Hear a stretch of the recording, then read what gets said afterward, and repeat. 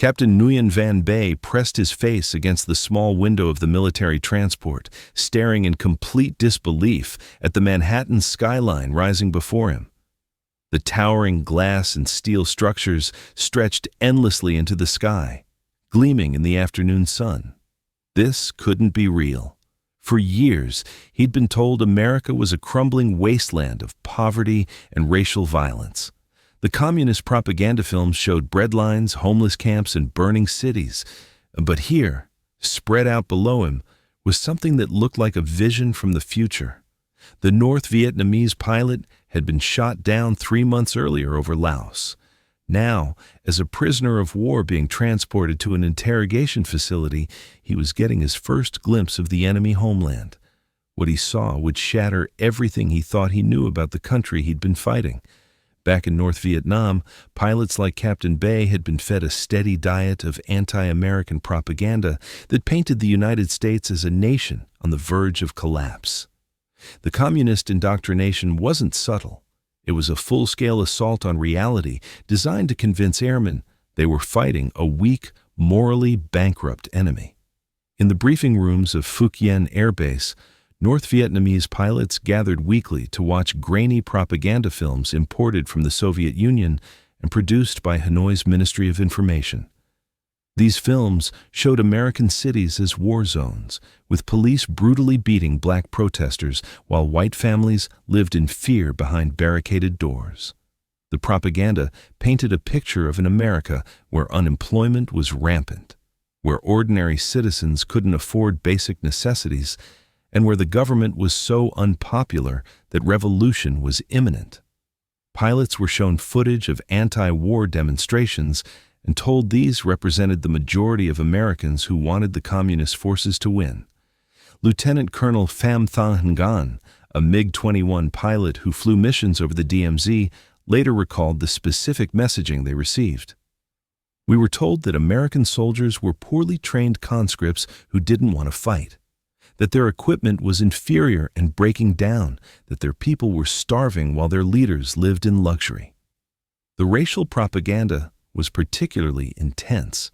North Vietnamese airmen were shown images of segregated facilities, lynchings, and urban riots, with narrators explaining that America was fundamentally divided and weak because of its treatment of black citizens. They were told that racial warfare was tearing the country apart from within. Communist Party officials reinforced these messages during mandatory political education sessions. Pilots memorized statistics about American poverty rates, crime levels, and social unrest. They learned that capitalism had failed and that the American economy was sustained only by exploiting the poor and minorities. The propaganda even extended to American military capabilities. North Vietnamese pilots were told that American aircraft were technologically inferior, that American pilots were poorly trained, and that the massive bombing campaigns were signs of desperation rather than strength. They believed they were fighting an enemy that was already defeated. They just didn't know it yet. Major Nguyen Van Duc, who flew over 200 combat missions before being shot down in 1972, remembered thinking, "We genuinely believed we were liberating the American people from their oppressive government. The films showed us that ordinary Americans were suffering under capitalism and waiting for us to help free them." This wasn't just military propaganda. It was a complete alternate reality constructed to motivate pilots to risk their lives. The communist leadership understood that soldiers fight harder when they believe their cause is righteous and their enemy is both evil and weak. The psychological conditioning was so thorough that many pilots actually felt sorry for Americans. They'd been taught that the average American family lived in conditions worse than Vietnamese peasants, that American children went hungry while their parents worked multiple jobs just to survive.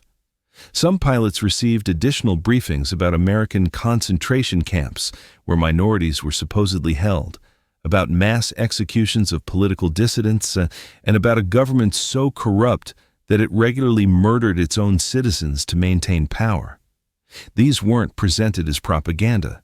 They were presented as intelligence reports from reliable sources. The shock factor waiting for these pilots on American soil wasn't just about seeing prosperity instead of poverty. It was about discovering that virtually everything they'd been told about their enemy was a lie, and that realization would hit them like a physical blow the moment they saw their first American city from the ground. The morning of March 15, 1972, started like any other combat mission for Captain Nguyen Van Bay. He climbed into his MiG-21 at Phuc Yen Air Base, ran through his pre-flight checklist, and prepared to intercept American bombers over the Ho Chi Minh Trail in Laos. What he didn't expect was to be ejecting from his burning aircraft 30 minutes later, watching his parachute drift toward enemy territory below. The surface-to-air missile had come out of nowhere. One moment, Bay was tracking an F-4 Phantom through his gun sight. The next, his cockpit was filled with smoke and the screaming of warning alarms.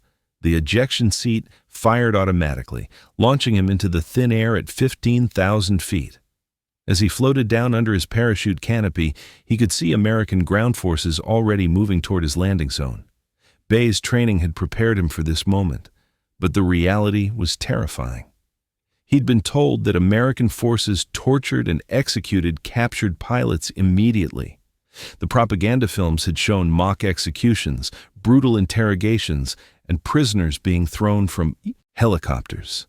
As he hit the ground and heard the sound of approaching vehicles, he genuinely believed these were his final moments, alive.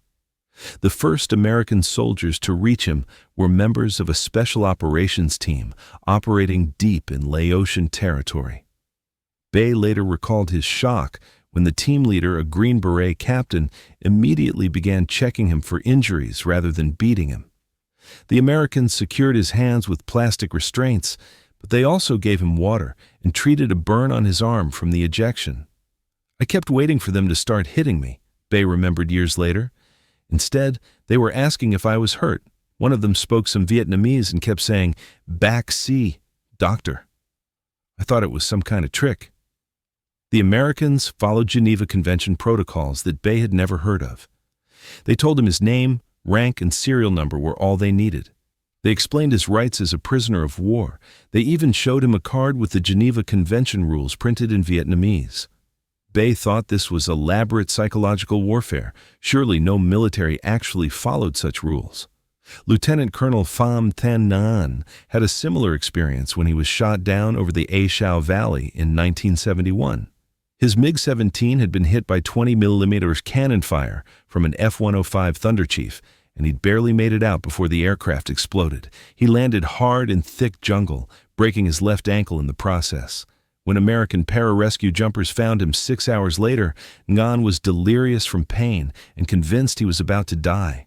Instead, the Americans immediately began treating his injuries. They splinted his ankle, gave him morphine for the pain, and radioed for a medical evacuation helicopter. "They treated me better than our own medics treated our wounded," Ngan later admitted. "I couldn't understand why.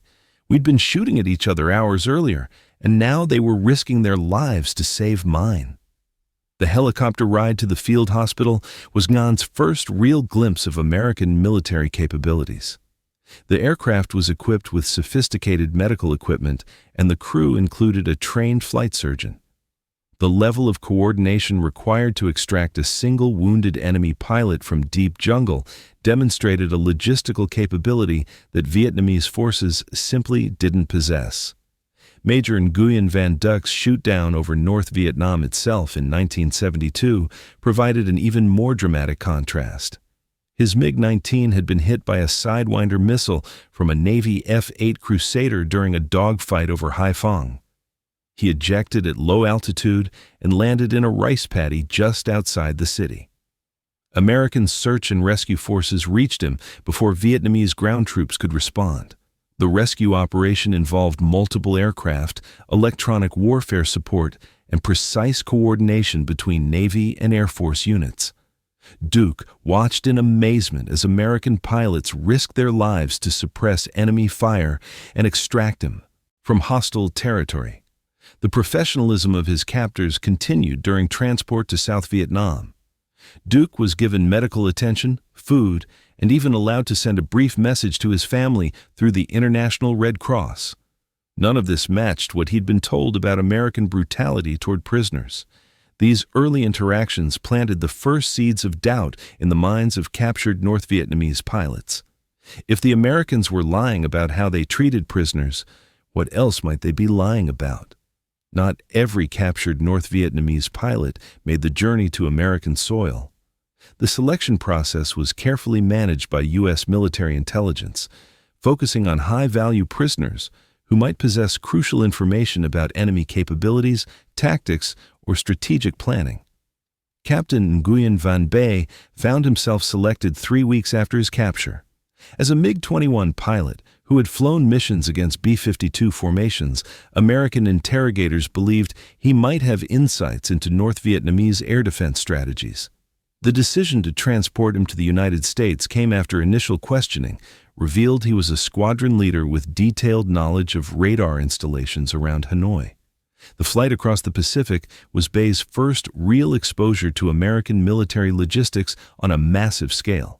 He was loaded onto a C-141 Starlifter at Tan Son Nut Air Base in South Vietnam, along with other high-priority prisoners and wounded American servicemen being evacuated for medical treatment. The aircraft itself was a revelation. Bay had never seen anything like the C-141's cargo capacity or range. The North Vietnamese Air Force operated primarily Soviet-built aircraft with limited range and payload capabilities. This single American transport could carry more cargo farther than anything in the Vietnamese inventory. During the 18-hour flight to Travis Air Force Base in California, Bay watched American medical personnel provide sophisticated care to wounded soldiers. The aircraft was equipped with full surgical capabilities, oxygen systems, and monitoring equipment that surpassed anything he'd seen in Vietnamese hospitals. The level of resources being devoted to saving individual lives was incomprehensible to someone from a military culture where casualties were simply accepted as necessary sacrifices. Lieutenant Colonel Pham Thanh Ngan made a similar journey 6 months later, but his flight included a refueling stop at Clark Air Base in the Philippines. The brief ground stop gave him his first glimpse of American military installations outside Vietnam. The base was enormous, with aircraft parked in perfect rows stretching beyond the horizon.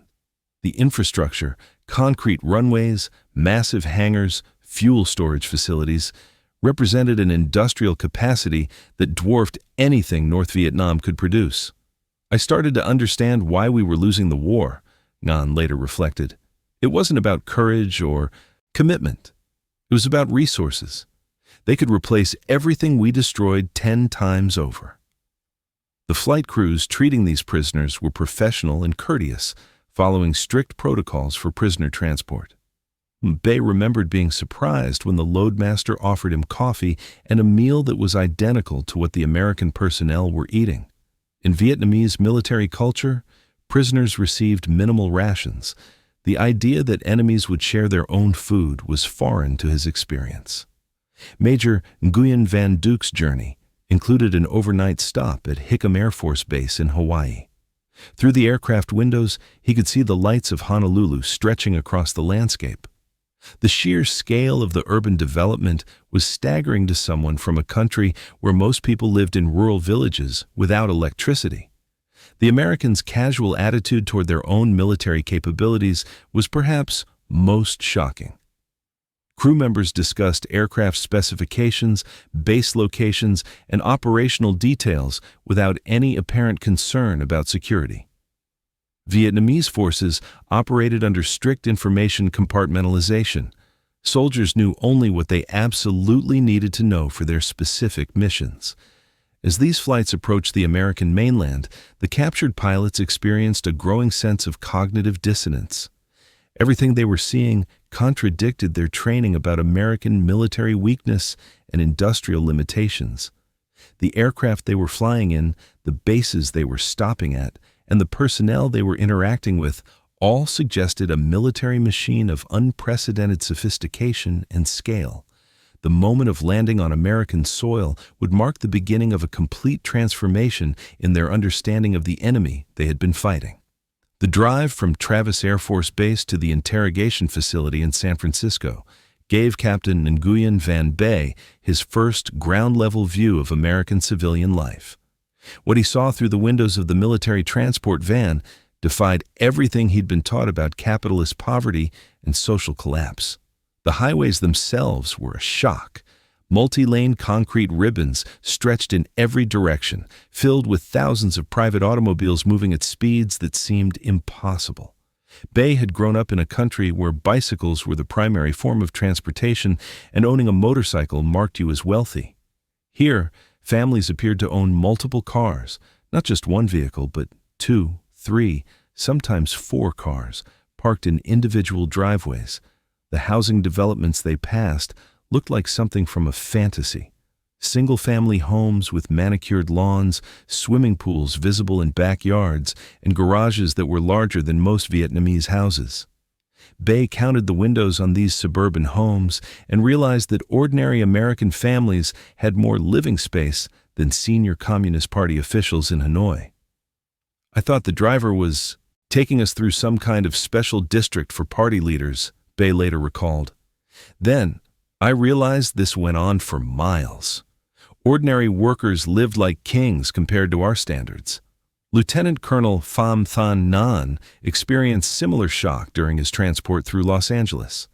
The urban sprawl seemed endless, with shopping centers, restaurants, and businesses stretching beyond the horizon. Neon signs advertised products he'd never heard of, and parking lots were filled with cars that looked like they'd just rolled off assembly lines. The first supermarket Ngan saw through the van window stopped him cold. Through the plate glass windows, he could see aisles packed with food, not just rice and basic staples, but hundreds of different products. Shelves stocked from floor to ceiling with varieties of everything imaginable. In North Vietnam, finding fresh meat or imported goods required connections and luck. Here, abundance was casual and expected.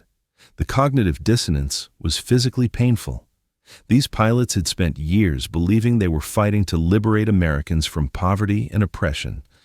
Instead, they were seeing a level of prosperity that made Vietnamese leadership compounds look modest by comparison.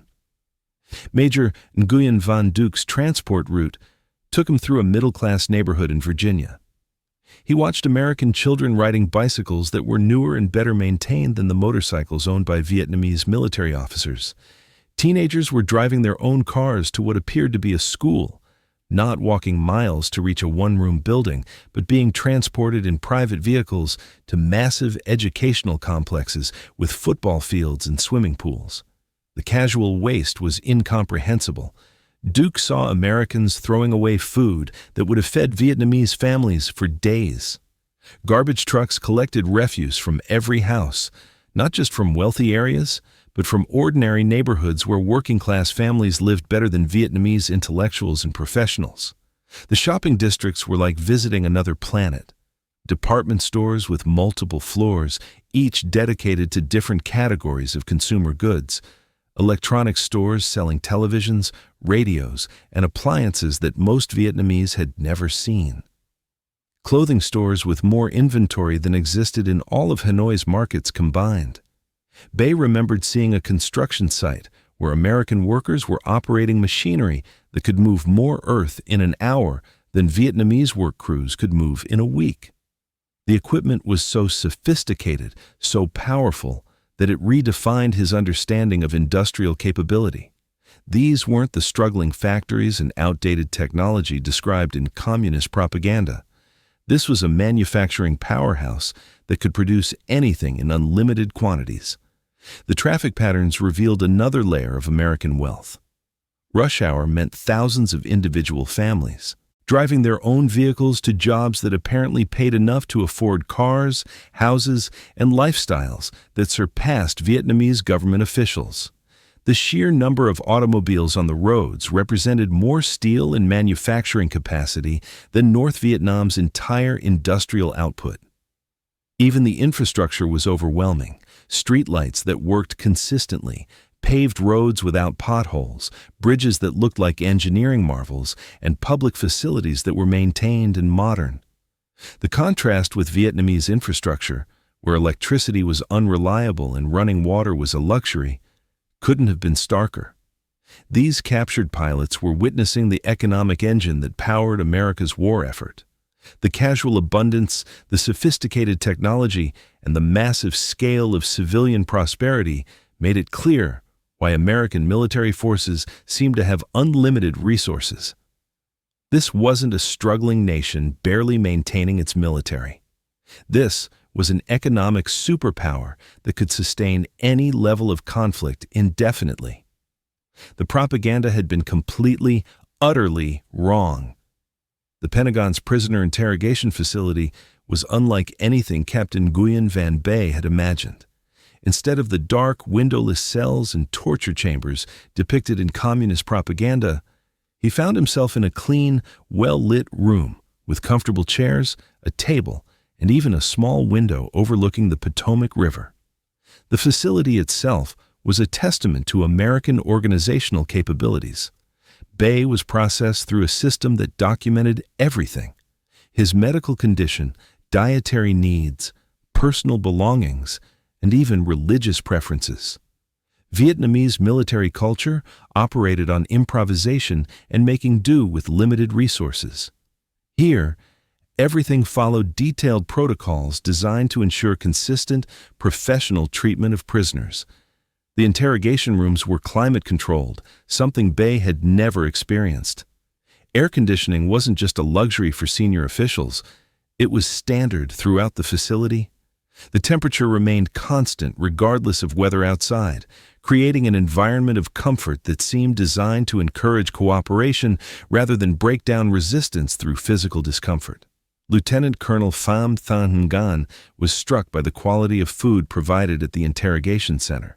Meals included fresh vegetables, meat, bread, and even desserts. The portions were generous, and prisoners could request additional food if they were still hungry. This wasn't survival rations or punishment food. This was better than what many Vietnamese civilians ate during peacetime. The medical facilities within the interrogation centers rivaled Vietnamese hospitals. Bay received a complete physical examination, dental care, and treatment for minor injuries sustained during his ejection. The medical equipment was sophisticated beyond anything he'd seen, and the American doctors treated him. With the same professionalism, they would show their own personnel. The interrogators themselves challenged every preconception about American military intelligence. Many spoke fluent Vietnamese, not just basic phrases, but complex technical and cultural concepts. They demonstrated detailed knowledge of Vietnamese history, literature, and social customs that surpassed what many Vietnamese knew about their own culture. Major Nguyen Van Duc was amazed by the interrogation process itself.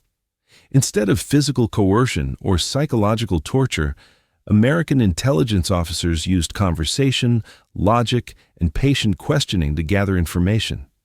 They showed respect for his rank and military service, treating him as a professional soldier rather than a criminal or terrorist. The Americans' approach was methodical and thorough. They had detailed files on Vietnamese military units, aircraft capabilities, and operational procedures. The level of intelligence gathering and analysis demonstrated resources and expertise that Vietnamese forces couldn't match. These weren't amateur interrogators working with limited information. They were professionals backed by sophisticated intelligence networks. What shocked the prisoners most was the Americans' willingness to share information in return. Interrogators would confirm or correct details about American military capabilities, explain tactical decisions, and even discuss strategic thinking behind certain operations. This openness contradicted everything Vietnamese pilots had been told about American secrecy and paranoia. The living quarters were another revelation. Individual cells with beds, clean linens, reading materials, and access to showers with hot water. Prisoners could exercise in designated areas, receive mail through the International Red Cross, and even listen to radio broadcasts including Vietnamese language programming from Voice of America. Bay began to understand that his treatment wasn't exceptional. It was standard operating procedure. The Americans had systems, resources, and institutional commitment to treating prisoners according to international law. This wasn't propaganda or psychological manipulation. This was how American military culture actually operated. The contrast with Vietnamese prisoner facilities was impossible to ignore. American pilots captured by North Vietnamese forces faced harsh conditions, limited food, and interrogation methods that relied on physical and psychological pressure. The difference in treatment reflected deeper differences in military culture, resources, and institutional values. These interrogation centers became classrooms where captured Vietnamese pilots received their first real education about American society, military capabilities, and cultural values. The lessons they learned would fundamentally reshape their understanding of the conflict they had been fighting and the enemy they thought they knew. The first time Captain Nguyen Van Bai saw an American television broadcast, he was convinced it was some kind of elaborate deception. The interrogation facility had a common area where prisoners could watch programming during designated hours, and Bay sat transfixed as images from across America appeared on the screen in real time. The technology itself was incomprehensible to someone from North Vietnam, where radio broadcasts were the primary form of mass communication, and most people had never seen a television set. But what appeared on the screen was even more shocking than the device displaying it. News programs showed American cities, suburban neighborhoods, and daily life that matched exactly what he'd witnessed during his transport from the airport. "I kept thinking they had somehow filmed fake cities just to show us," Bay later recalled. The idea that this was real, that millions of Americans lived like this every day, was harder to accept than the technology that brought the pictures to our eyes. Lieutenant Colonel Pham Thanh Nguyen experienced his first encounter with air conditioning as a life-changing moment. Vietnamese buildings relied on natural ventilation and fans during hot weather. The concept of artificially controlling indoor temperature and humidity was beyond his experience.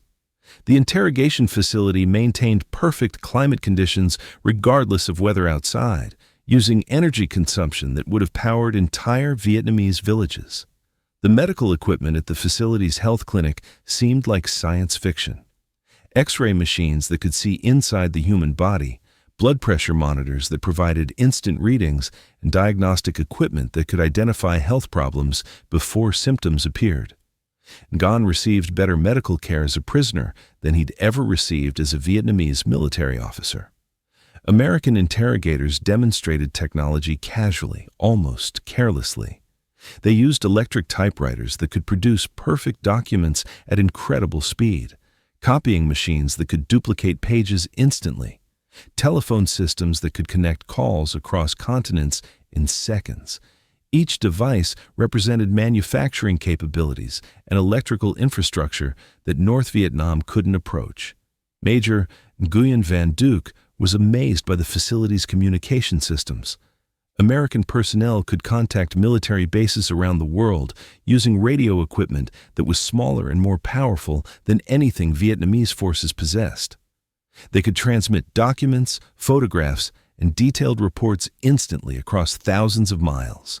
The Americans' casual attitude toward this technology was perhaps most shocking. Equipment that would have been revolutionary in Vietnam was treated as routine office supplies.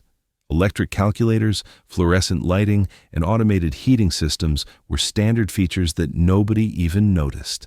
The infrastructure required to support such technology, reliable electricity, maintenance systems, replacement parts, revealed an industrial base of staggering sophistication.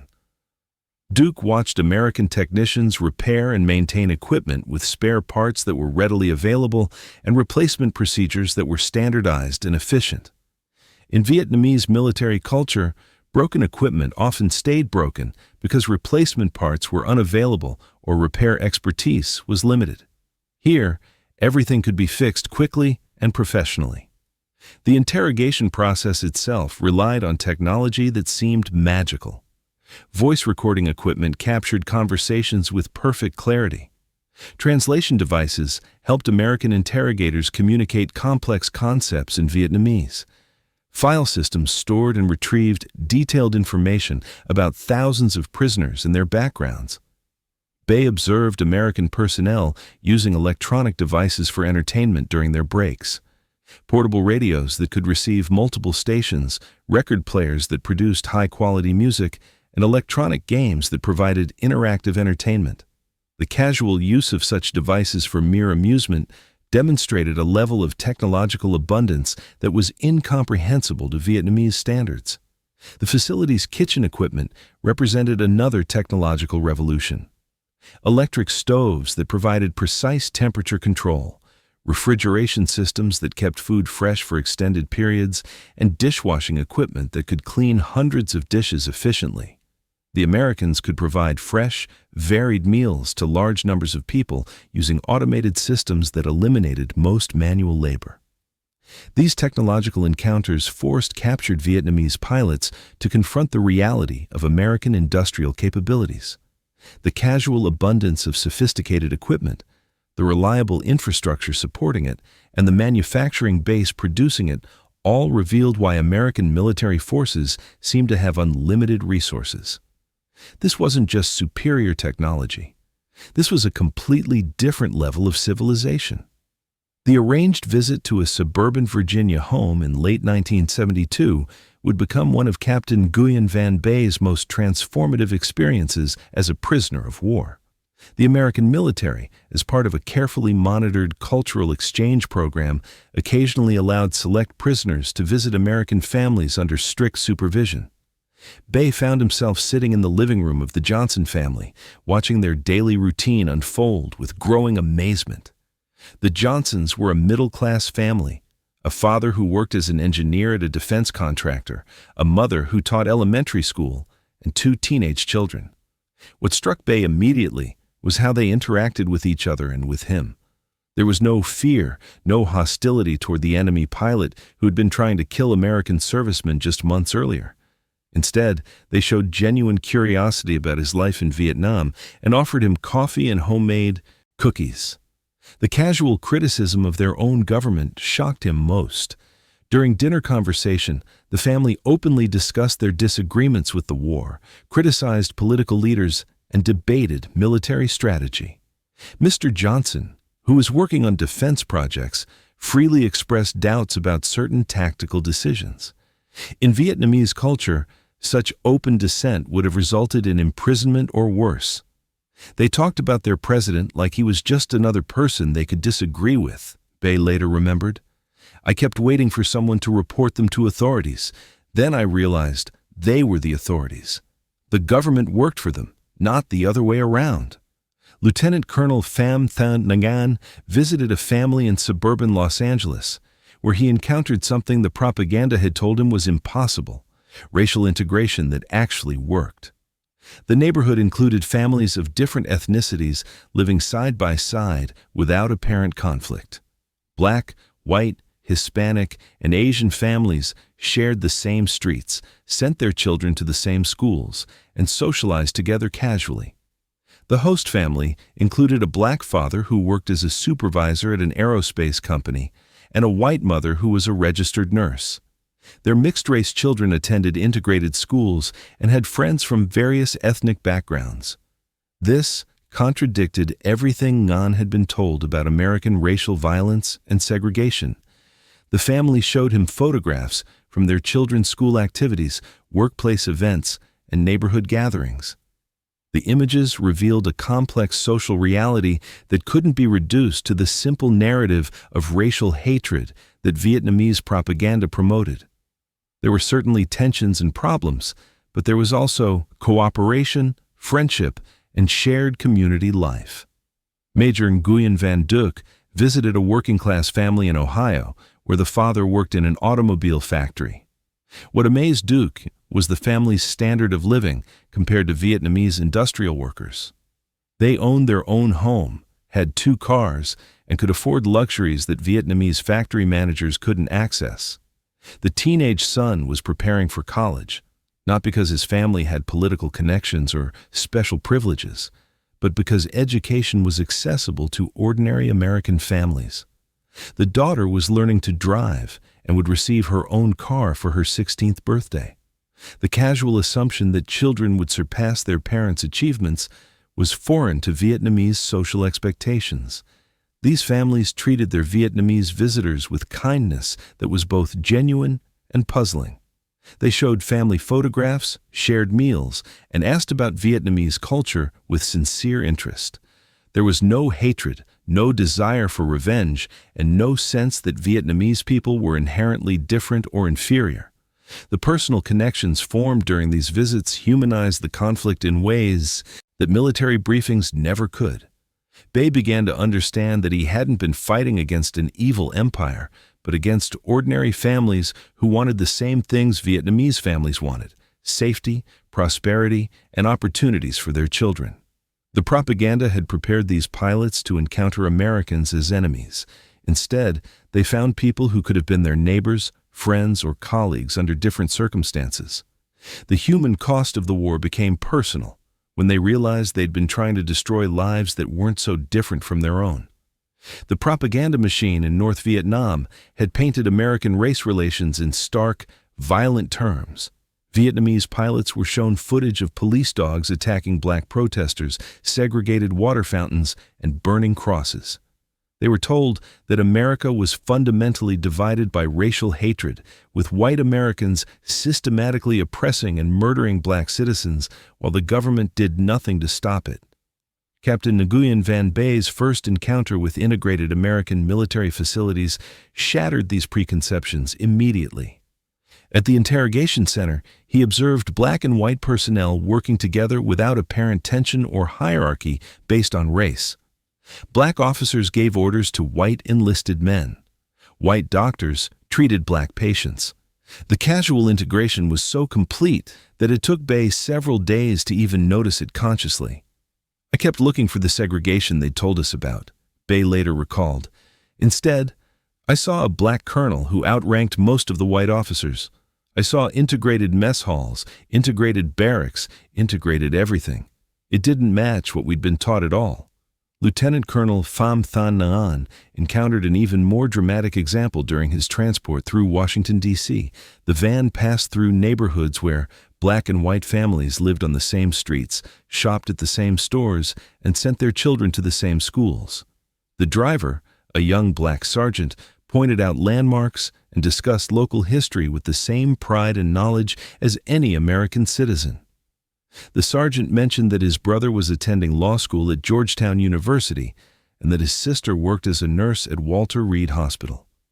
These weren't exceptional achievements requiring special permission or political connections. They were ordinary career paths available to black Americans through merit and education. Major Nguyen Van Duc witnessed something that completely contradicted Vietnamese intelligence reports during a medical examination at the facility. The doctor treating him was a black physician who had graduated from Harvard Medical School. The medical technicians assisting him included both black and white personnel who worked together seamlessly, focused entirely on professional competence rather than racial identity. The complexity of American race relations was far more nuanced than communist propaganda suggested. Yes, there were problems, tensions, and historical injustices, but there was also progress, integration, and opportunities that didn't exist in the simplified narrative Vietnamese pilots had been taught. Duke observed black military personnel in positions of real authority, not token appointments, but genuine leadership roles where they commanded respect from personnel of all backgrounds. A black intelligence officer conducted part of his interrogation, demonstrating expertise and professionalism that commanded immediate respect regardless of race. The Vietnamese pilots began to understand that American society was actively working to address racial problems rather than ignoring them. They saw evidence of civil rights legislation, integration efforts, and social progress that contradicted the propaganda image of a nation paralyzed by racial hatred. Bay watched television news programs that covered civil rights developments, school integration efforts, and political campaigns where black candidates ran for office with support from voters of all races. The open discussion of racial issues in American media was itself remarkable. Vietnamese state media never acknowledged social problems or discussed solutions publicly. The personal interactions were most revealing. Vietnamese prisoners observed American personnel of different races socializing together during off-duty hours, eating meals together, and maintaining friendships that crossed racial lines. These weren't forced interactions mandated by military regulations. They were genuine relationships based on shared experiences and mutual respect. The propaganda had prepared them to see America as a nation where racial violence was constant and segregation was absolute. Instead, they found a society grappling with complex social issues while making measurable progress toward equality and integration. The contrast between propaganda expectations and observed reality was so dramatic that it called into question everything else they'd been told about American society. This realization was particularly painful for pilots who had genuinely believed they were fighting to liberate oppressed minorities from American racism. Instead, they discovered a society where minorities had opportunities, legal protections, and social mobility that exceeded what was available to most people in North Vietnam, regardless of race. The first shopping mall Lieutenant Colonel Pham Thanh Nguyen entered looked like a palace designed for commerce. Northgate Mall in suburban Virginia stretched across acres of enclosed space, with multiple levels connected by moving staircases that transported shoppers effortlessly between floors. The sheer scale of retail space dedicated to consumer goods was incomprehensible to someone from a country where most commerce happened in small market stalls. Each store contained more merchandise than existed in entire Vietnamese cities. Department stores displayed thousands of clothing items in every size, color, and style imaginable. Electronics stores sold televisions, radios, and appliances that most Vietnamese had never seen. Toy stores offered children's products that represented more manufacturing capacity than North Vietnam's entire industrial output. I walked through that mall for 2 hours and never saw the same product twice, Nguyen later recalled. There were stores selling nothing but shoes, stores selling nothing but books, stores selling nothing but music records. The specialization was beyond anything I could have imagined. Captain Nguyen Van Bay experienced similar shock during a supervised visit to a Safeway supermarket in California. The produce section alone contained more variety than Vietnamese markets during harvest season. Fresh fruits and vegetables from around the world were available year-round, regardless of local growing seasons. Meat counters displayed cuts of beef, pork, and poultry in quantities that could feed entire Vietnamese villages. The frozen food aisles revealed manufacturing capabilities that redefined Bay's understanding of American industry. Complete meals were packaged, frozen, and ready for home preparation. Ice cream came in dozens of flavors. Frozen vegetables were available from every climate and growing region. The refrigeration infrastructure required to support such abundance represented technological sophistication that Vietnamese agriculture couldn't approach. Bay counted the checkout lanes and realized this single supermarket processed more commerce in one day than most Vietnamese towns generated in a month. The cash registers, shopping carts, and inventory systems represented automation and efficiency that eliminated most manual labor from retail transactions. Major Nguyen Van Duc visited what Americans called a discount store, a Woolworths that sold everyday items at reduced prices. What struck him was that American discount merchandise was higher quality than premium goods available in Vietnam. Tools, household items, and clothing sold at bargain prices surpassed anything Vietnamese consumers could purchase at any price. The parking lots surrounding these commercial centers told their own story. Hundreds of cars belonging to ordinary shoppers, not government officials or wealthy elites. Families arrived in private vehicles, filled them with purchases, and drove home to houses that were larger and better equipped than Vietnamese government buildings. Duke observed American families making purchasing decisions casually, comparing prices and quality rather than simply buying whatever was available. Children influenced family purchases, expressing preferences for toys, clothes, and food items. The consumer choice available to ordinary Americans exceeded what Vietnamese leadership enjoyed. The waste was staggering. Duke watched stores throw away merchandise that was slightly damaged or outdated. Food that was approaching expiration dates was discarded rather than sold at reduced prices. Packaging materials were used once and thrown away. The casual disposal of goods that would have been treasured in Vietnam revealed an economy operating at levels of abundance that made waste inevitable. These commercial experiences forced captured Vietnamese pilots to confront the economic reality behind American military capabilities. The consumer abundance they witnessed wasn't separate from the war effort. It was the foundation that made unlimited military resources possible. A nation that could produce such variety and quantity of civilian goods could obviously produce military equipment in unlimited quantities. The propaganda had described American capitalism as a system that impoverished ordinary citizens while enriching a small elite. Instead, these pilots discovered an economic engine that provided ordinary families with living standards that exceeded Vietnamese government officials. The casual abundance, consumer choice, and manufacturing capacity revealed why America could sustain any level of military conflict indefinitely while maintaining domestic prosperity.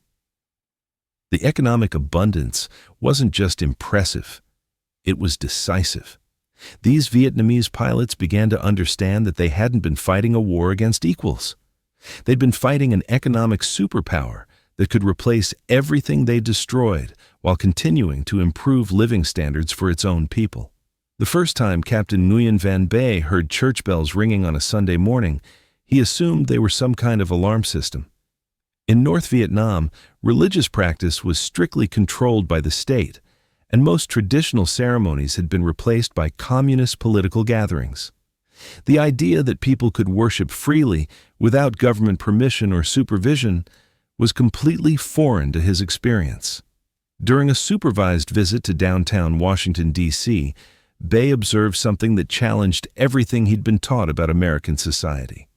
Within a few city blocks, he counted a Catholic cathedral, a Jewish synagogue, a Baptist church, and what appeared to be a mosque. All were operating openly, with people entering and leaving freely throughout the day. I asked my escort if these were government buildings, Bay later remembered. He laughed and explained that Americans could choose their own religion or no religion at all. The government couldn't interfere. I thought he was making fun of me. Lieutenant Colonel Bam Tan Ngan witnessed something even more remarkable during his stay at the interrogation facility. American military personnel included Christians, Jews, Muslims, and others who practiced their faiths openly while serving together. The base chapel held services for multiple denominations, and personnel could attend religious ceremonies without seeking permission from commanding officers. Ngan observed American soldiers wearing religious symbols, crosses, stars of David, and other items that identified their personal beliefs.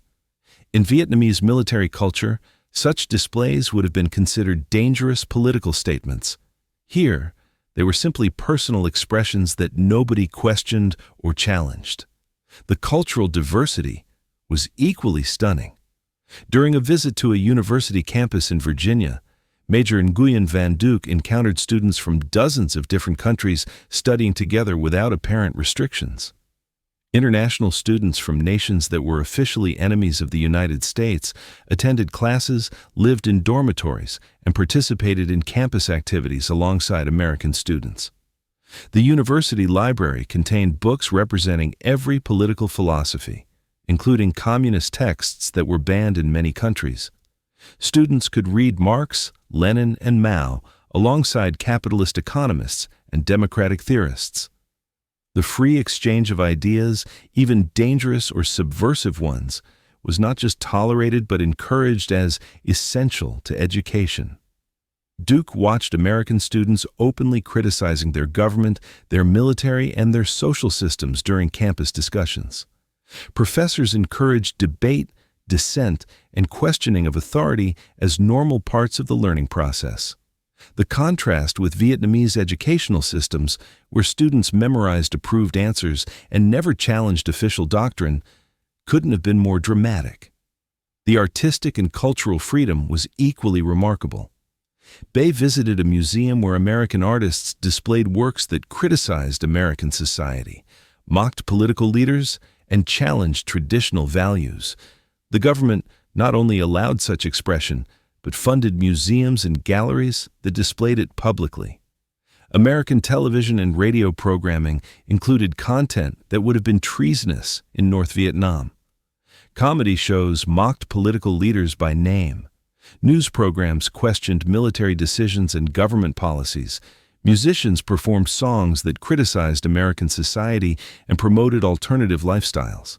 These captured pilots discovered that American strength wasn't based on forced unity or suppressed dissent. Instead, the society's ability to tolerate, even encourage, diverse viewpoints and open criticism seemed to make it more resilient and adaptable. The freedom to question, criticize, and seek alternative solutions created a dynamic culture that could respond to challenges and change direction when necessary.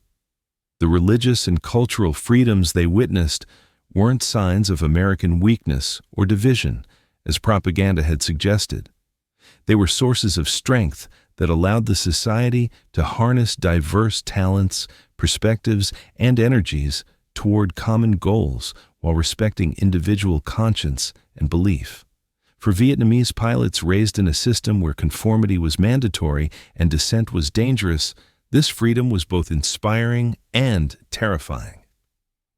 Represented possibilities they had never imagined, but also responsibilities they weren't sure they could handle. The stack of American newspapers in the interrogation facility's common room represented something Captain Nguyen Van Bai had never encountered: a press that openly criticized its own government during wartime. The Washington Post, New York Times, and other publications contained articles questioning military strategy, challenging political decisions, and exposing government failures with a freedom that seemed impossible to someone raised under state-controlled media. Bay's first shock came from reading detailed accounts of anti-war demonstrations in major American cities. The newspapers weren't condemning these protests as treasonous or subversive. They were covering them as legitimate news events. Photographs showed thousands of Americans marching against their own government's war policies, and the articles treated their grievances seriously rather than dismissing them as enemy propaganda. I kept looking for the government censorship, Bay later recalled. Instead, I found newspapers printing classified information, criticizing military leaders by name, and publishing casualty figures that made the war look unsuccessful. In Vietnam, such reporting would have resulted in immediate imprisonment. Lieutenant Colonel Pham Thanh Nguyen discovered something even more remarkable when he gained access to television news broadcasts. American networks were showing footage of combat operations that portrayed American forces in unfavorable light. They broadcast images of wounded soldiers, failed missions, and civilian casualties without apparent government interference or editorial control. The evening news included interviews with military personnel who openly criticized their commanders, their equipment, and their mission objectives. Soldiers spoke directly to cameras about poor leadership, inadequate supplies, and strategic mistakes. The idea that enlisted men could publicly criticize their officers without facing court-martial was incomprehensible to Vietnamese military culture. Nguyen watched Walter Cronkite deliver his famous editorial questioning the war's progress and calling for negotiated settlement. The most trusted news anchor in America was essentially arguing for Vietnamese victory. And he was broadcasting this message to millions of American homes without government interference. "They were doing our propaganda work for us," Nguyen observed years later. But they were doing it because they believed it was right, not because their government ordered them to do it. That made it more powerful than anything our information ministry could produce. Major Nguyen Van Duke gained access to American magazines that revealed the full scope of press freedom in democratic societies. Publications like Time, Newsweek, and Life contained investigative reports exposing government corruption, military incompetence, and political scandals.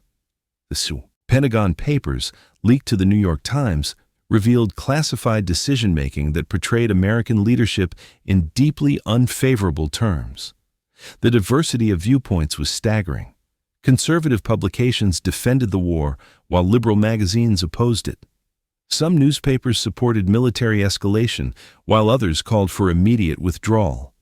The same events were interpreted differently by different outlets, and readers could choose which perspective they found most convincing.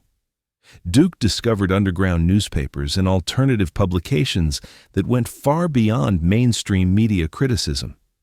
These publications called for revolution, promoted communist ideology, and encouraged resistance to government authority. Not only were they legal, but they were sold openly on college campuses and in bookstores throughout the country. The contrast with Vietnamese state media was absolute. North Vietnamese newspapers, radio, and television presented only approved information that supported government policies and military objectives. Journalists were government employees who wrote what they were told to write. The concept of independent media that could challenge authority was not just foreign. It was dangerous to the entire communist system. These captured pilots began to understand that American media freedom wasn't a sign of weakness or division, as they'd been taught. Instead, it was a source of strength that allowed the society to identify problems, debate solutions, and change course when necessary. The open discussion of failures and mistakes, rather than covering them up, enabled learning and improvement. The revelation that Americans could read, watch, and listen to whatever they chose, including enemy propaganda and subversive materials, demonstrated a confidence in democratic values that communist systems couldn't match. The government that was strong enough to allow such freedom was far more formidable than one that required censorship and control to maintain power. This media freedom would prove to be one of the most transformative discoveries for Vietnamese prisoners, fundamentally changing their understanding of how democratic societies function and why they ultimately prove more resilient than authoritarian alternatives. The moral weight of comparison hit Captain Nguyen Van Bay like a physical blow when he first understood how American prisoners were being treated in North Vietnamese facilities. During his months in American custody, he had received medical care, adequate food, climate-controlled housing, and communication privileges with his family. The Geneva Convention protocols weren't just words on paper. They were implemented systematically, professionally, and without exception. But Bay knew what was happening to American pilots captured by his own forces. He had seen the Hanoi Hilton Ho Lo prison, where American POWs were held in conditions that violated every international standard for prisoner treatment. The contrast wasn't just uncomfortable, it was morally devastating. American prisoners in Vietnamese custody faced deliberate torture, starvation diets, and psychological warfare designed to break their will and extract propaganda statements. They were held in cells barely large enough to lie down, with no medical care for serious injuries, and no communication with families for years at a time. The treatment was systematic, intentional, and designed to cause maximum suffering. Lieutenant Colonel Pham Thanh Nguyen had personally witnessed interrogation sessions at Vietnamese facilities where American pilots were beaten, subjected to stress positions for hours, and denied basic human needs as interrogation techniques. The contrast with his own treatment in American custody was so stark that it forced him to confront uncomfortable truths about his own military's conduct. "They gave me better medical care than our own pilots received," Nguyen later admitted. "I had dental work done, surgery for old injuries, and medication for chronic conditions. Meanwhile, I knew American prisoners in Hanoi were dying from untreated wounds and preventable diseases." The food comparison was equally damning. Bay received 3 substantial meals daily, with variety, nutrition, and portions that maintained his health and weight. American prisoners in Vietnamese custody received rice, thin soup, and occasional vegetables, barely enough calories to prevent starvation. The deliberate malnutrition was used as a control mechanism and interrogation tool. Major Nguyen Van Duc experienced the American medical system firsthand when he developed appendicitis during his captivity. He was immediately transported to a military hospital where American surgeons performed emergency surgery using the same equipment and procedures they would use for their own personnel. He received post-operative care, pain medication, and follow-up treatment until he was fully recovered. Duc knew that American prisoners requiring similar medical attention in Vietnamese facilities would likely die from treatable conditions. The Vietnamese military simply didn't have the resources, equipment, or institutional commitment to provide adequate medical care to enemy prisoners. But more troubling was the realization that even when resources were available, they often weren't used for American POWs. The communication policies revealed another layer of moral contrast. Vietnamese prisoners in American custody could send and receive mail through the International Red Cross, make occasional telephone calls to family members, and receive packages with personal items and food. These privileges weren't just humanitarian gestures. They were legal requirements that Americans followed scrupulously. American prisoners in Vietnamese custody were often held incommunicado for years. Families didn't know if their loved ones were alive or dead. The psychological torture of isolation was used deliberately to break down resistance and force cooperation with propaganda efforts. The housing conditions were incomparable. Bay lived in a clean cell with adequate space, proper ventilation, and temperature control. He had access to reading materials, exercise periods, and social interaction with other prisoners. American POWs in Vietnamese prisons were often held in windowless cells, underground chambers, or spaces so small they couldn't stand upright. The interrogation methods represented the starkest contrast. American intelligence officers used conversation, patience, and psychological techniques that never involved physical harm. They respected prisoners' rights under international law and accepted that some information simply wouldn't be provided. The professional approach treated enemy prisoners as human beings deserving basic dignity. Vietnamese interrogation methods relied on physical torture, psychological abuse, and systematic degradation designed to destroy prisoners' sense of self-worth and resistance. The goal wasn't just information gathering. It was complete psychological domination and political conversion through suffering. These comparisons forced captured Vietnamese pilots to confront the moral implications of their military service. They had been fighting for a system that systematically violated international law while being treated according to the highest standards of military professionalism by their captors. The realization that American strength included moral superiority, that they could afford to treat enemies well because they were confident in their cause and capabilities, was perhaps the most devastating discovery of all. The library at the interrogation facility opened Captain Nguyen Van Bay's eyes to something he'd never experienced: unrestricted access to information. Shelves lined with books on every conceivable subject, history, science, literature, philosophy, and politics, were available to prisoners who demonstrated good behavior and genuine interest in learning. Bay discovered books that would have been banned in North Vietnam, including detailed analyses of communist theory written by Western scholars who understood Marxist-Leninist doctrine better than many Vietnamese political officers. American academics had studied communist systems with scholarly rigor, identifying both strengths and weaknesses without the propaganda filter that shaped Vietnamese education. I read more honest analysis of communism in that American library than I'd encountered in years of political education, Bay later reflected. American scholars could criticize both capitalism and communism objectively because they weren't afraid of challenging either system. Lieutenant Colonel Pham Thanh Nhan was offered English language instruction through a formal education program designed for long-term prisoners. The classes weren't just basic vocabulary and grammar. They included American history, constitutional law, and political science taught by qualified instructors who encouraged questions and debate. The teaching methods were revolutionary to someone educated in Vietnamese schools, where students memorized approved answers and never challenged official interpretations. American instructors encouraged critical thinking, independent analysis, and open discussion of controversial topics.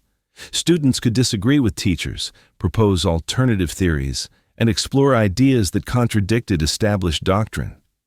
Nhan studied the American Constitution and Bill of Rights as academic subjects, not propaganda materials. The instructors explained how these documents had evolved through historical experience, how they'd been interpreted differently over time, and how they continued to generate debate and legal challenges. The honest acknowledgement of imperfections and ongoing struggles was refreshing compared to Vietnamese education that presented communist theory as scientifically perfect and unchangeable. Major Nguyen Van Duc gained access to technical and scientific materials that revealed the scope of American educational resources. Engineering textbooks, medical journals, and scientific research publications demonstrated knowledge and innovation that surpassed anything available in Vietnamese institutions. The casual availability of advanced educational materials was staggering. Duc could request books on nuclear physics, computer science, aerospace engineering, and other cutting-edge fields without restriction or security clearance. The assumption that knowledge should be freely available to anyone capable of understanding it contradicted Vietnamese practices of compartmentalizing information based on political reliability. American educational philosophy treated learning as an individual right rather than a collective political tool. Students were encouraged to pursue personal interests, develop specialized expertise, and think independently about complex problems. The goal was creating informed citizens capable of making their own decisions, not obedient followers who accepted official wisdom without question. The prisoners discovered that American universities welcomed international students, including those from enemy nations, to study alongside American citizens. Academic freedom meant that even hostile foreign nationals could access advanced education, conduct research, and participate in scholarly discussions without political interference. This educational openness wasn't naive idealism. It was strategic confidence. Americans believed their system was strong enough to withstand scrutiny and attractive enough to win converts through honest comparison. They could afford to educate potential enemies because they were confident that education would ultimately work in democracy's favor. The contrast with Vietnamese educational restrictions was profound. These pilots had been products of an educational system designed to produce loyal soldiers rather than independent thinkers. The discovery that learning could be pursued for its own sake without political approval or ideological constraints opened possibilities they'd never imagined. For prisoners who might spend years in American custody, these educational opportunities represented genuine chances for intellectual growth and personal development that exceeded what they could have achieved in their home country. The emergency surgery that saved Major Nguyen Van Duc's life became a turning point that went far beyond medical treatment. When he developed severe abdominal pain during his third month in American custody, Vietnamese military doctrine would have classified him as expendable, an enemy combatant whose survival was irrelevant to military objectives. Instead, American medical personnel treated his appendicitis as a life-threatening emergency requiring immediate intervention. Within 2 hours of his symptoms appearing, Duc was in an operating room at Walter Reed Army Medical Center, receiving the same level of care provided to American generals and senior officials. The surgical suite itself represented medical capabilities that didn't exist anywhere in North Vietnam. Advanced anesthesia equipment ensured he felt no pain during the procedure. Sophisticated monitoring devices tracked his vital signs continuously. The operating room maintained sterile conditions using air filtration and sterilization technology that prevented infections common in Vietnamese medical facilities. The American surgeon who operated on me had better equipment in that one room than our entire military hospital system, Duck later recalled. They used disposable surgical instruments, electronic monitoring devices, and medications that we'd never heard of. The level of medical sophistication was like visiting the future. Captain Nguyen Van Bay experienced American healthcare during treatment for injuries sustained during his ejection and capture. Vietnamese military medicine focused on keeping wounded soldiers alive long enough to return to combat. American military medicine aimed for complete recovery and long-term health maintenance that exceeded peacetime medical standards in North Vietnam. Bay received X-rays that revealed old fractures that had healed improperly, dental work that corrected years of neglect, and treatment for chronic conditions that Vietnamese doctors had never properly diagnosed. The comprehensive approach to healthcare treated prisoners as human beings deserving complete medical attention rather than temporary assets requiring minimal maintenance. The dental care alone was revolutionary. Bay had lived with painful dental problems for years because Vietnamese military dentistry was limited to emergency extractions. American dentists provided fillings, crowns, and reconstructive work using equipment and techniques that transformed his quality of life permanently. Lieutenant Colonel Pham Thanh Nan witnessed American medical capabilities during treatment for malaria contracted during his service in Southeast Asia. Vietnamese medical facilities would have provided basic anti-malarial drugs and hoped for recovery. American doctors conducted comprehensive blood work, identified the specific strain of malaria, and provided targeted treatment using medications that weren't available in Vietnam. The follow-up care was equally impressive. American medical personnel monitored Ngan's recovery for weeks, adjusting medications based on laboratory results and ensuring complete elimination of the infection. The systematic approach to healthcare used resources and expertise that demonstrated why American military forces could maintain combat effectiveness despite high casualty rates. These prisoners discovered that American medical superiority wasn't just about equipment and medications. It was about institutional commitment to preserving human life and health. Medical personnel treated enemy prisoners with the same professional dedication they showed American patients, following ethical standards that prioritized healing over political considerations. The contrast with Vietnamese prisoner treatment was morally devastating.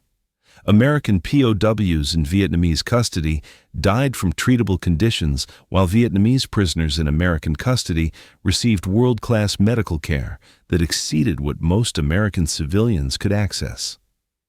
Duke's appendectomy scar became a permanent reminder of American medical capabilities and moral superiority. The surgery that saved his life represented everything that separated democratic societies from communist systems: the resources, expertise, and ethical commitment to treat even enemies as human beings deserving dignity and care. For Vietnamese pilots, who had been taught that Americans were morally inferior capitalist oppressors, receiving life-saving medical treatment from those same Americans created cognitive dissonance that challenged every assumption about the conflict they'd been fighting.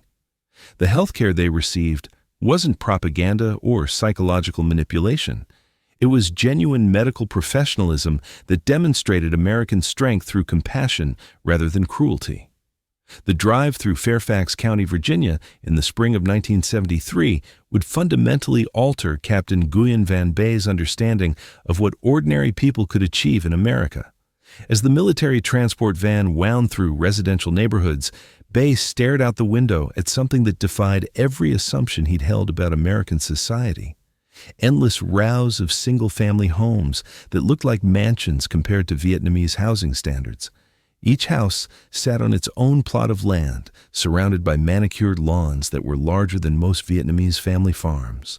Driveways contained multiple cars, not just one vehicle per family, but 2, 3, sometimes 4 automobiles parked casually, as if car ownership was so common it barely merited attention. In North Vietnam, senior government officials shared vehicles. Here, American teenagers apparently had their own cars. The houses themselves were architectural marvels by Vietnamese standards. Two-story structures with large windows, attached garages, and decorative features that served no practical purpose except aesthetic appeal. Bay counted the windows on a typical suburban home and realized it had more glass than most Vietnamese government buildings. The casual use of materials like brick, wood, and metal for purely residential construction demonstrated manufacturing capabilities that exceeded Vietnamese industrial capacity. I kept thinking these must be homes for American government officials or military commanders, Bay later recalled. Then I learned they belonged to factory workers, teachers, and shop clerks. The idea that ordinary working people could live like Vietnamese generals was impossible to accept. Lieutenant Colonel Pham Thanh Nguyen experienced similar shock during a supervised visit to a suburban development in Maryland. The escort officer explained that the neighborhood housed families with modest incomes, postal workers, mechanics, retail managers, and other middle-class occupations. The lifestyle these families enjoyed surpassed what Vietnamese Communist Party leaders could access. Each home contained amenities that were luxury items in Vietnam, but standard features in American suburbs. Central heating and air conditioning systems maintained comfortable temperatures year-round. Multiple bathrooms with hot running water, flush toilets, and modern fixtures. Kitchens equipped with electric appliances, garbage disposals, and dishwashing machines that eliminated manual labor from food preparation and cleanup. The garages were particularly revealing. American families used these spaces to store lawnmowers, bicycles, tools, and recreational equipment in addition to their automobiles. The casual ownership of machinery for maintaining their property demonstrated both the resources available to ordinary citizens and their personal responsibility for property maintenance that government handled in communist systems. Nguyen observed children playing in backyards that were larger than most Vietnamese family living spaces. Swing sets, trampolines, and other recreational equipment were common features. The assumption that children deserved private space for play and development reflected priorities that Vietnamese families couldn't afford to consider. Major Nguyen Van Duc visited a suburban shopping center that served these residential communities. The scale of commercial infrastructure dedicated to serving middle-class consumers was staggering. Supermarkets, department stores, restaurants, and service businesses existed solely to meet the daily needs of suburban families who could afford to choose between competing options. The parking lots surrounding these shopping centers contained hundreds of cars belonging to ordinary shoppers making routine purchases. The casual consumer spending power represented by those vehicles and their occupants exceeded the economic activity of entire Vietnamese provinces. These suburban communities weren't showpieces designed to impress foreign visitors. They were ordinary residential areas where millions of American families lived daily lives that surpassed Vietnamese aspirations for prosperity and comfort. The systematic prosperity wasn't concentrated among political elites, but distributed throughout society based on individual economic achievement. The infrastructure supporting suburban life revealed the true scope of American capabilities. Electrical power systems that never failed, water and sewage systems that served every home reliably, telephone networks that connected every household to global communications, road systems that provided convenient access to employment, shopping, and recreation. For Vietnamese pilots who had risked their lives fighting against American imperialism, the discovery that American working families lived better than Vietnamese leadership created profound moral and political confusion that would reshape their understanding of the conflict forever. The tour of Boeing's Seattle manufacturing facility in late 1973 left Major Nguyen Van Duc speechless for reasons that went far beyond the impressive aircraft assembly lines. What stunned him wasn't just the size of the operation, but the casual abundance of resources that American industry consumed without apparent concern for scarcity or conservation. The factory floor stretched for what seemed like miles, with dozens of commercial aircraft in various stages of completion. Each plane represented more aluminum, steel, and advanced materials than North Vietnam's entire aircraft industry could access in a year. Workers moved these massive structures using cranes and equipment that dwarfed anything in Vietnamese manufacturing facilities. I counted 47 aircraft under construction in one building, Duke later recalled. Each one was larger and more sophisticated than our most advanced military planes, and this was just one factory producing civilian aircraft for commercial airlines. I began to understand why American military production seemed unlimited. The precision tooling and manufacturing equipment revealed capabilities that explained American military superiority in ways that battlefield reports never could. Computer-controlled machinery produced parts with tolerances measured in thousandths of an inch. Quality control systems ensured that every component met specifications that exceeded Vietnamese military standards for critical equipment. Captain Nguyen Van Bai witnessed similar industrial might during a visit to a General Motors assembly plant in Michigan. The automated production line produced automobiles at a rate that seemed impossible. One completed car rolling off the assembly line every few minutes, hour after hour, day after day. The raw materials consumption was staggering. Trainloads of steel, aluminum, glass, and rubber arrived continuously to feed the production machinery. The casual use of resources that would be considered strategic materials in Vietnam demonstrated an industrial base that could support any level of military production while maintaining civilian prosperity.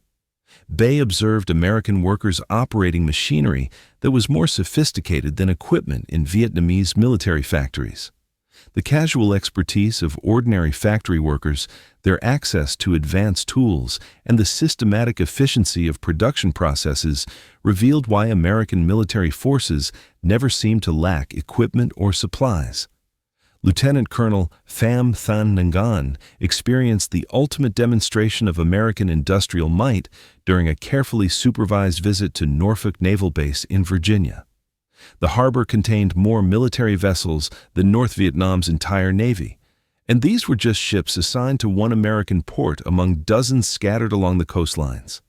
Aircraft carriers that were larger than most Vietnamese cities floated alongside destroyers, submarines, and support vessels that represented manufacturing capabilities North Vietnam couldn't approach. Each ship contained more advanced electronics, weapon systems, and mechanical equipment than existed in all of Vietnamese military installations combined. The maintenance facilities supporting these vessels were equally impressive. Dry docks that could lift entire warships out of the water for repairs, machine shops equipped with tools that could manufacture replacement parts for any system on any vessel. The systematic approach to maintenance and logistics ensured that American naval forces could operate indefinitely without degradation of capabilities. Ngan watched American sailors performing routine maintenance using equipment and procedures that exceeded Vietnamese military standards for critical repairs. The casual professionalism, abundant resources, and systematic training revealed why American forces could sustain combat operations while Vietnamese forces struggled with basic logistics. The shipyard workers included specialists in dozens of technical fields: welders, electricians, electronics technicians, and engineers who maintained expertise in complex systems. The human resources dedicated to supporting military operations exceeded Vietnam's entire technical workforce. The scale of American defense production became clear during discussions with facility managers who explained their output capabilities. The Norfolk facility alone could support naval operations larger than Vietnam's entire military establishment. Similar facilities operated on both American coasts, in the Great Lakes, and around the world. These industrial tours forced captured Vietnamese pilots to confront the mathematical impossibility of defeating American military production. The factories they visited represented a tiny fraction of American manufacturing capacity, yet each one exceeded Vietnamese industrial capabilities by orders of magnitude. The casual abundance of materials, energy, skilled labor, and advanced equipment revealed why American forces seemed to have unlimited resources. The industrial base supporting military operations was so vast and sophisticated that wartime production barely affected civilian prosperity or industrial capacity. For pilots who had believed Vietnamese determination and revolutionary spirit could overcome American material advantages, these industrial revelations were devastating. They weren't fighting against a military force. They were fighting against an entire civilization whose productive capabilities made victory mathematically impossible.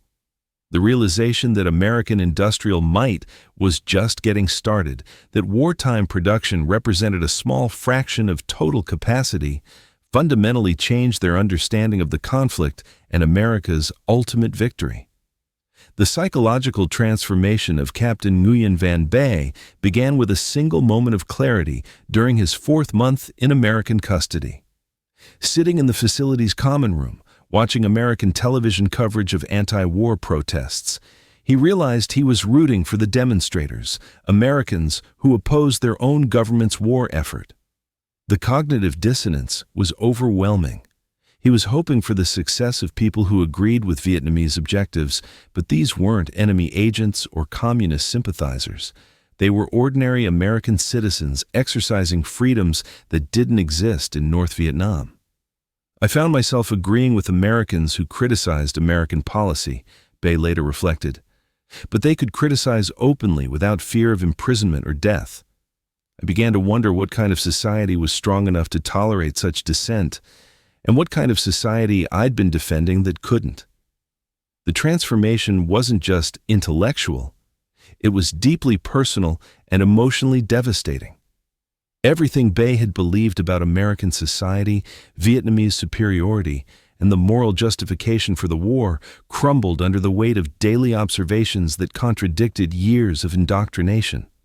Lieutenant Colonel Pham Thanh Ngan's worldview shattered during a conversation with an American intelligence officer who spoke fluent Vietnamese and demonstrated intimate knowledge of Vietnamese culture, history, and literature. The officer quoted Vietnamese poets, discussed Buddhist philosophy, and showed genuine respect for Vietnamese traditions while maintaining professional dedication to American objectives. This American knew more about Vietnamese classical literature than most of our political officers, Ngan admitted years later. He understood our culture better than the people who had been teaching us to hate American ignorance and cultural imperialism.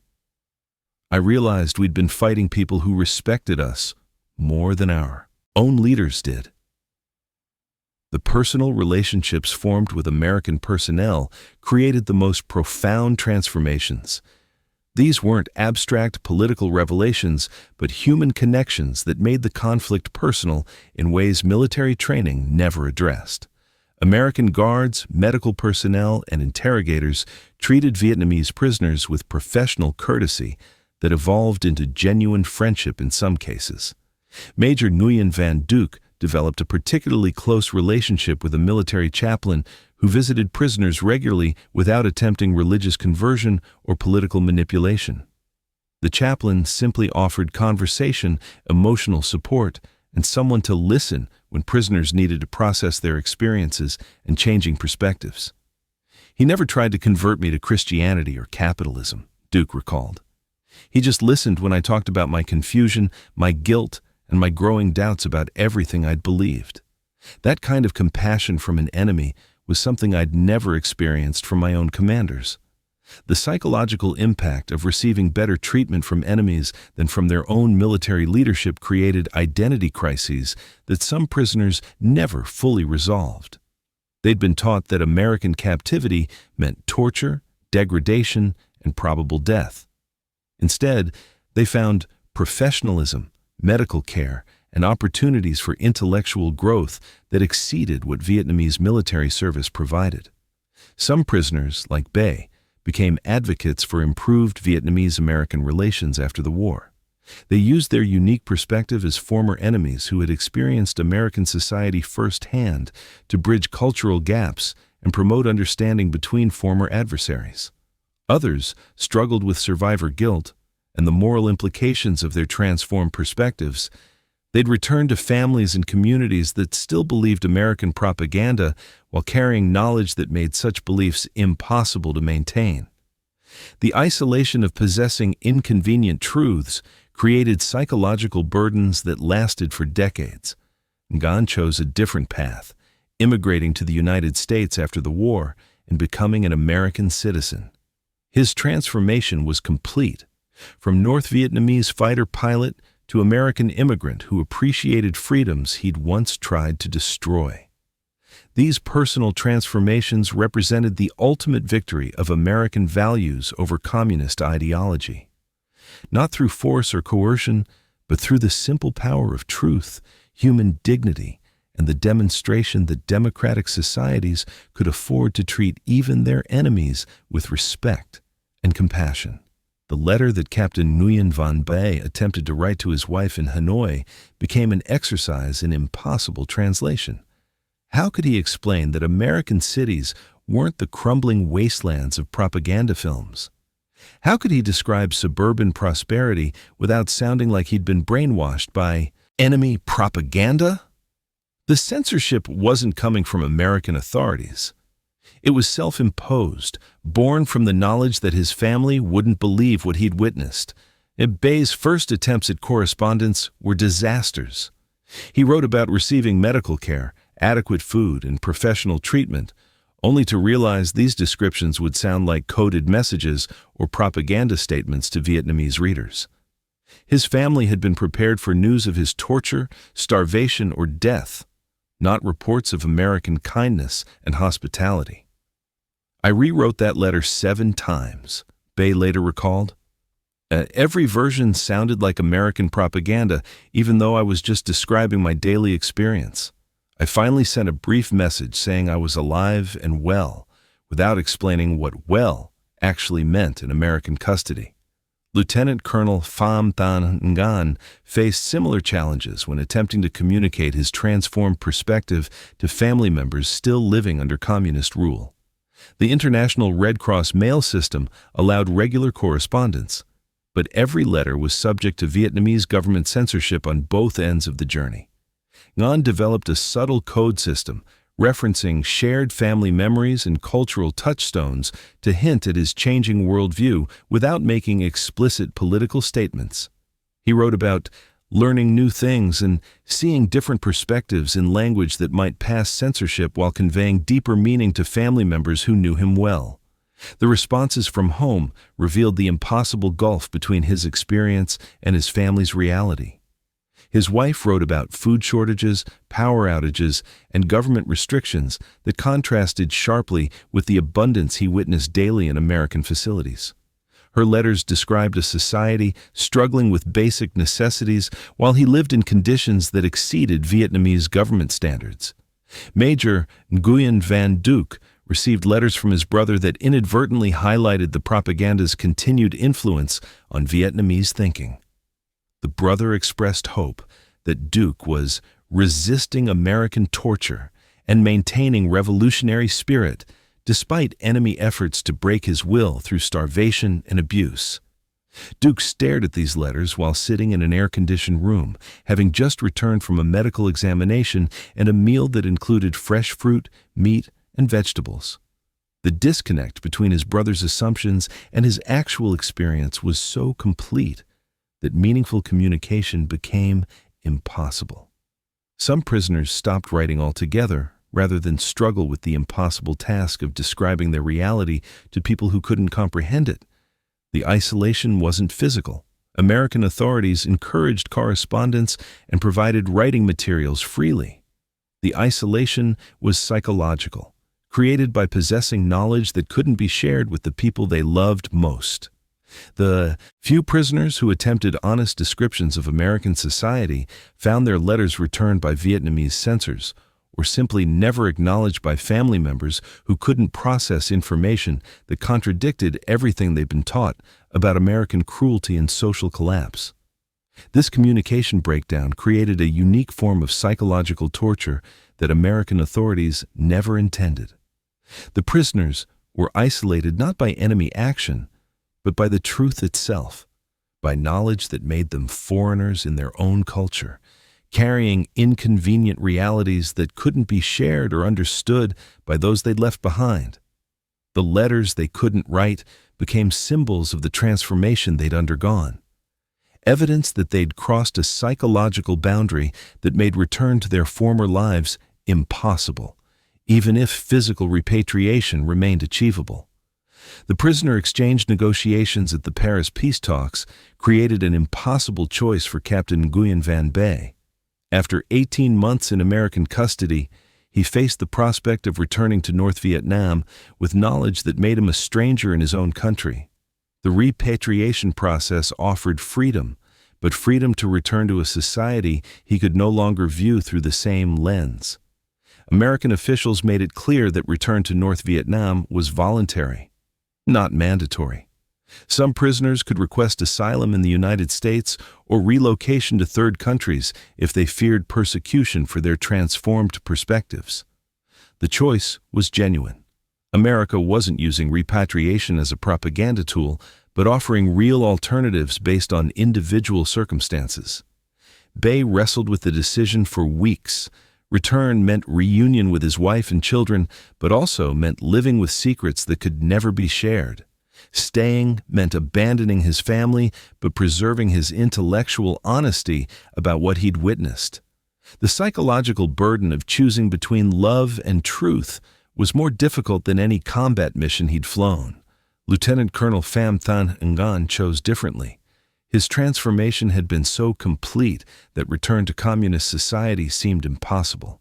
He requested asylum in the United States, beginning a process that would eventually lead to American citizenship and a new life built on the freedoms he'd discovered during captivity. "I couldn't go back to pretending that what I'd seen wasn't real," Ngan later explained. "Living in America had shown me possibilities I'd never imagined.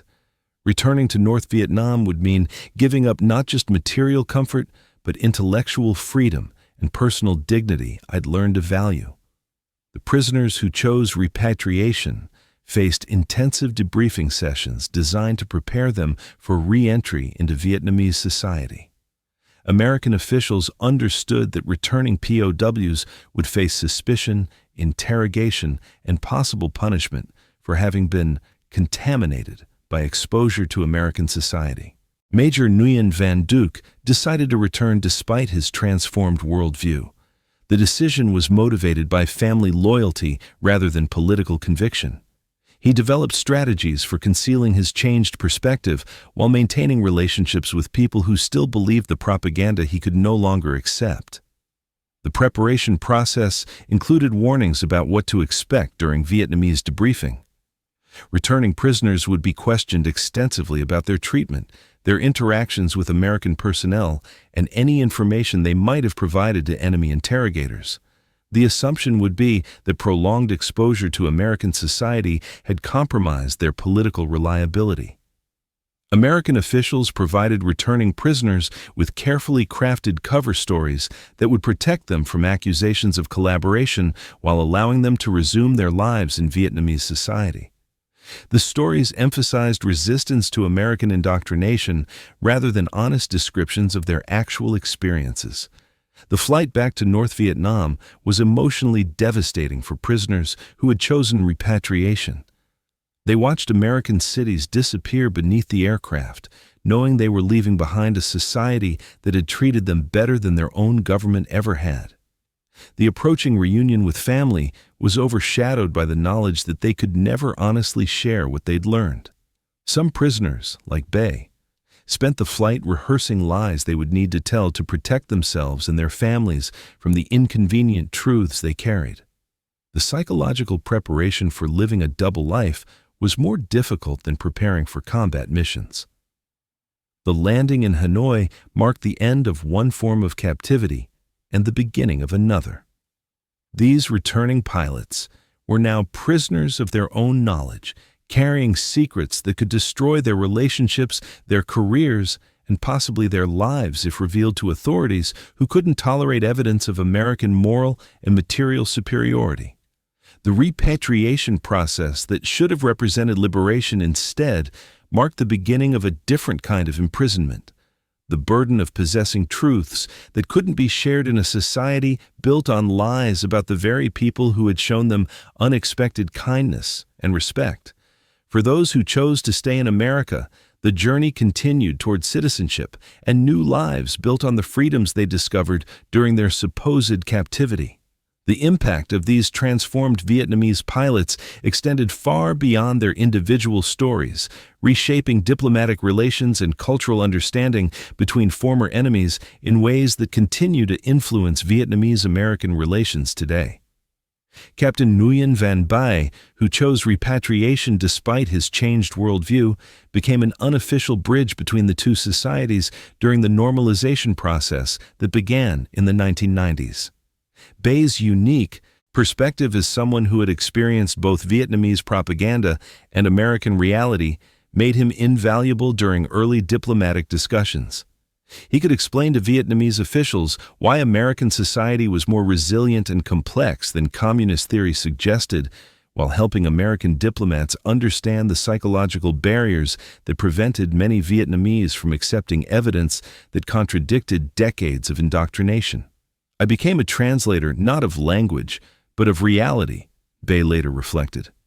Both sides needed to understand how the other actually lived and thought, not what their propaganda claimed about each other. Lieutenant Colonel Pham Thanh Nguyen, who had chosen American citizenship, established one of the first cultural exchange programs between Vietnamese American communities and educational institutions in Vietnam. His work focused on providing accurate information about American society to Vietnamese students who had grown up with the same propaganda he'd once believed. Nguyen's approach was carefully calibrated to avoid political confrontation while providing factual information about American life, technology, and social systems.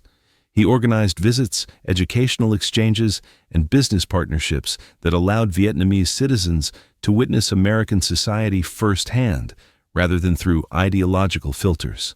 The educational impact was profound. Vietnamese students who participated in Nguyen's programs returned home with perspectives that gradually influenced broader social understanding. They became informal ambassadors of truth, sharing observations that slowly eroded the propaganda myths that had shaped Vietnamese thinking about America for decades. Major Nguyen Van Duc's experience influenced Vietnamese military thinking about prisoner treatment and international law. His first-hand knowledge of Geneva Convention implementation helped reform Vietnamese military practices during subsequent conflicts, ensuring that captured enemies received treatment that met international standards. Duc's advocacy for improved prisoner treatment wasn't based on humanitarian sentiment, but on practical understanding that professional conduct toward enemies ultimately served Vietnamese interests better than the brutal methods that had damaged their international reputation during the American War.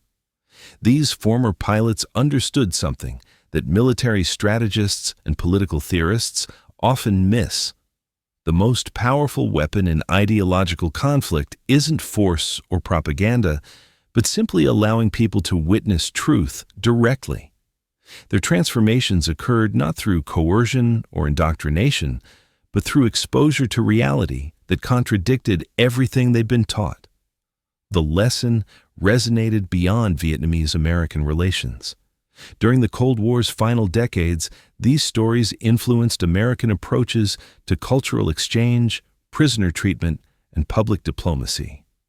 The understanding that America's greatest strength lay in its ability to be itself, rather than in military might or propaganda campaigns, shaped policies that emphasized openness over secrecy.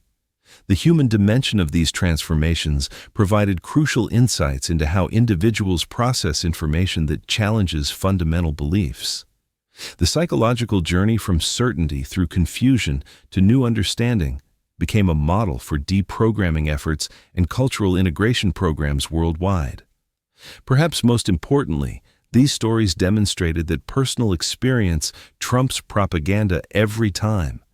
No amount of ideological education could overcome the simple power of witnessing American society firsthand. The pilot's transformations proved that truth has an inherent advantage over lies, even when those lies are supported by sophisticated propaganda systems.